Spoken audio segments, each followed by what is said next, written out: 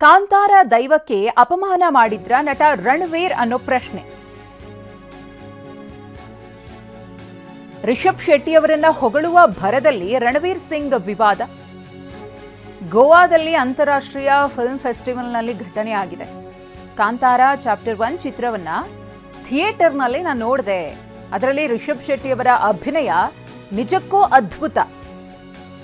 ಹೆಣ್ಣು ದೈವ ನಿಮ್ಮ ಮೈ ಮೇಲೆ ಬರುತ್ತಲ್ಲ, ಅದು ಇನ್ನೂ ಅದ್ಭುತ.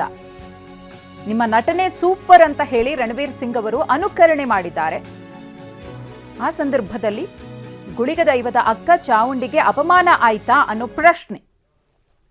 ದೈವಾರಾಧಕರಾಗಿರುವಂತಹ ಧನುಷ್ ಶೆಟ್ಟಿ ಅವರು ನಮ್ಮ ಜೊತೆಗೆ ದೂರವಾಣಿ ಸಂಪರ್ಕದಲ್ಲಿದ್ದಾರೆ. ನಮಸ್ತೆ ಧನುಷ್ ಶೆಟ್ಟಿ ಅವರೇ.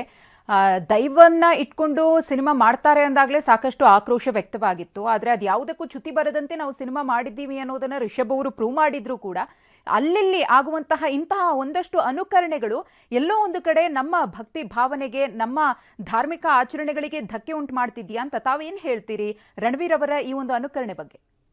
ಅಲ್ಲ ಮೇಡಮ್, ನೋಡಿ, ನಾವು ಬಾಲಿವುಡ್ ಇಂದ ಇದನ್ನ ಎಕ್ಸ್ಪೆಕ್ಟ್ ಮಾಡಬಹುದು, ಬಿಟ್ರೆ ಬೇರೆ ಏನಿಲ್ಲ. ಯಾಕಂತ ಹೇಳಿದ್ರೆ ಮುಂದೆ ನೋಡಿರ್ಬಹುದು, ಅವರ ನಮ್ಮ ಧಾರ್ಮಿಕ ಭಾವನೆಗಳಿರ್ಬಹುದು, ದೇವರುಗಳಿಗೆ, ನಮ್ಮ ದೈವಗಳ ವಿಚಾರಗಳಲ್ಲಿ ಒಂದಷ್ಟು ಮುಂದೆಯೂ ಅವರ ಸಿನಿಮಾಗಳಲ್ಲಿ ನಮ್ಮ ಸನಾತನ ಧರ್ಮವನ್ನು ಕೂಡ ಅವಹೇಳನ ಮಾಡಿರುವಂತದ್ದು ಇದೆ. ಆದ್ರೆ ಕಾಂತಾರ ಸಿನಿಮಾವನ್ನು ಒಂದು ದೈವಾರಾಧನೆಯನ್ನು ಆರಾಧನೆಯ ಪ್ರಕಾರವಾಗಿ ನೋಡದೆ ಕೇವಲ ಕಲೆಯ ಪ್ರಕಾರವಾಗಿ ನೋಡಿ ಸಿನಿಮಾ ಮಾಡಿರೋದೇ ದೊಡ್ಡ ತಪ್ಪು ಅಂತ ಹೇಳಿ ನಮ್ಮ ಹಿರಿಯರು ಮತ್ತು ನಮ್ಮ ವಾದ. ಅದೇ ರೀತಿ ನಿನ್ನೆ ಸಿನಿಮಾ ನಟ ಅನುಕರಣೆ ಮಾಡುವಾಗ್ಲೂ ಕೂಡ ರಿಷಬ್ ಶೆಟ್ಟಿ ಅವರು ಯಾವುದೇ ರೀತಿಯ ಒಂದು ಬೇಜಾರು ಇಲ್ಲದೆ ನಗಾಡ್ತಾ ಇರುವಂತದ್ದು ನಮ್ಗೆ ಇನ್ನೂ ಮನಸ್ಸಿಗೆ ಬೇಜಾರಾಗ್ತಾ ಇದೆ. ಯಾಕಂತ ಹೇಳಿ ವೇದಿಕೆ ಧರ್ಮವನ್ನು ಮೀರಿ ಅಲ್ಲಿ ಹೋಗಿ ಇಲ್ಲ ಇದು ತಪ್ಪು ಅಂತ ಹೇಳಲಿಕ್ಕೂ ಆಗುದಿಲ್ಲ. ಯಾಕಂದ್ರೆ ಲಾಸ್ಟ್ ಟೈಮ್ ಕಮಲ್ ಹಾಸನ್ ತಮಿಳಿಂದ ಕನ್ನಡ ಹುಟ್ಟು ಆಗಿದೆ ಅಂತ ಹೇಳುವಾಗ್ಲೂ ಕೂಡ ಶಿವನ್ನ ಮಾತಾಡ್ಲಿಕ್ಕೆ ಆಗ್ತದೆ, ವೇದಿಕೆ ಧರ್ಮ ಇದೆ. ಆದ್ರೆ ನೆಕ್ಸ್ಟ್ ಡೇ ಬಂದು ಅಟ್ಲೀಸ್ಟ್ ಒಂದು ಟ್ವೀಟ್ ಮೂಲಕ ಈ ತರ ಆಗಿರೋದು ವಿಷಾದವಾಗಿದೆ, ರಣಧೀರ್ ಅವರಿಗೆ ಈ ವಿಚಾರದ ಅರಿವಿಲ್ಲ, ಹಾಗಾಗಿ ಅವರಿಂದ ಆಗಿದೆ ಅಂತ ಒಂದು ಮಾತಾದ್ರೂ ಹೇಳ್ತಾರೆ ಸರ್. ಯಾಕಂದ್ರೆ ಇವರಿಗೆ ಯಾವುದೇ ರೀತಿಯ ಆಚರಣೆ ಬಗ್ಗೆ, ಇವ್ರದ್ದು ಸಿನಿಮಾ ಆಯ್ತು, ಇವರಿಗೆ ಹಣ ಬಂತು, ಇವ್ರದ್ದು ಪ್ರಮೋಷನ್ ಆಯ್ತು, ಸಾಕು ಇವರಿಗೆ. ಇನ್ಮೇಲೆ ಇವರು ನಮ್ಮ ವಿಚಾರದ ಬಗ್ಗೆ, ನಮ್ಮ ಭಾವನೆಗಳ ಬಗ್ಗೆ ಇವ್ರು ಬರುದಿಲ್ಲ, ಈ ಕಡೆ ಸಲಹೆ ಹಾಕುದಿಲ್ಲ. ಹಾಗಾಗಿ ಇದೇ ಮೊದಲಲ್ಲ ಮೇಡಮ್, ರಿಷಬ್ ಶೆಟ್ಟಿ ಅವರು ಇದ್ದಂತಹ ವೇದಿಕೆಯಲ್ಲಿ ಅವರು ಮಾತಾಡುವಂತಹ ವೇದಿಕೆಯಲ್ಲಿ ಕೂಡ ಅವರ ಹಿಂದೆ ದೈವದ ವೇಷ ಆಗಿ ಅಂದ್ರೂ ಕೂಡ ಇವರು ಮಾತಾಡ್ಲಿಲ್ಲ.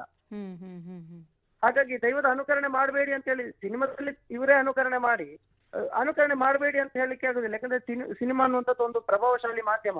ಸಿನಿಮಾದಲ್ಲಿ ಏನ್ ಬಂದಿದೆ ಜನರನ್ನು ಅದನ್ನು ಅನುಕರಣೆ ಮಾಡುವಂಥದ್ದು ಇದ್ದೇ ಇದೆ. ನೋಡಿರ್ಬೋದು, KGF ಸಿನಿಮಾ ಬಂದ ನಂತರ ಒಂದು ಗಣಪತಿಗೆ ಕೂಡ AK-47 ಕೊಟ್ಟು ಒಂದಷ್ಟು ವಿಚಾರಗಳು ಮಾಡಿದ್ದಾರೆ. ಅದಕ್ಕೆಲ್ಲ ನಮ್ಗೇನು ಹೇಳಲಿಕ್ಕೆ ಆಗಲ್ಲ.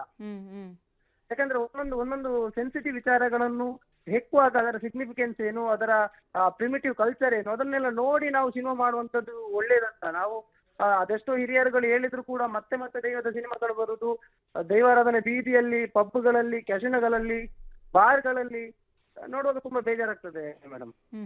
ತಾವು ಏನು ನಿರೀಕ್ಷೆ ಮಾಡ್ತೀರಿ ಅಂತ? ಅಟ್ಲೀಸ್ಟ್ ಈಗಲಾದ್ರೂ ರಿಷಬ್ ಅವರು ಇದ್ರ ಬಗ್ಗೆ ಮಾತನಾಡ್ತಾರೆ ಅಂತ ನಿರೀಕ್ಷೆ ಇಟ್ಕೊಳ್ಬಹುದಾ? ಏನಾದ್ರೂ ರಿಯಾಕ್ಟ್ ಮಾಡಬಹುದಾ ಅವರು? ಇಲ್ಲ, ಖಂಡಿತ ಮಾಡೋದಿಲ್ಲ ಮೇಡಮ್. ಅವರ ಮೇಲೆ ನಮ್ಗೆ ಯಾವುದೇ ರೀತಿಯ ನಂಬಿಕೆ ಇಲ್ಲ.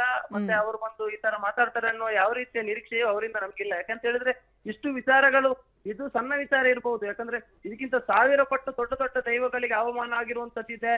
ಕ್ಯಾಬರೆ ಡ್ಯಾನ್ಸ್ಗಳ ಜೊತೆ ದೈವವನ್ನು ಕುರಿಸುವಂತಿದೆ. ಬೀದಿಗಳಲ್ಲಿ ಒಂದಷ್ಟು ವಿಚಾರಗಳಾದಾಗ್ಲೂ ಕೂಡ ಸ್ವತಃ ರಿಷಬ್ ಶೆಟ್ಟಿ ಅವರು ಎಲ್ಲಿಯೂ ಕೂಡ ಒಂದು ವಿಚಾರವನ್ನು ಮಾಡ್ಲಿಲ್ಲ. ಅವರು ತಮ್ಮ ಸಿನಿಮಾಕ್ಕೆ ಪ್ರಮೋಷನ್ ಆಗ್ತದೆ ಅಂತ ಹೇಳ್ಕೊಂಡು ಸುಮ್ಮನೆ ಕೂತಿದಾರ, ಅಥವಾ ಸರಿ ನಡೆದ್ರು ನಡೀಲಿ ಅಂತ ಹೇಳಿ ಸುಮ್ಮನೆ ಕೂತಿದಾರ ಗೊತ್ತಿಲ್ಲ. ಮತ್ತೆ ಅವರಿಂದ ನಮ್ಗೆ ಏನು ನಿರೀಕ್ಷೆ ಇಲ್ಲ. ಅವ್ರು ಮತ್ತು ಇಲ್ಲ ಇದು ತಪ್ಪಾಗಿದೆ ಅಂತ ಹೇಳ್ಬೇಕು ಅಂತಾನು ನಮ್ಗೆ ಏನಿಲ್ಲ, ನಾವು ಕನ್ಸಿಡರೇ ಮಾಡಲ್ಲ.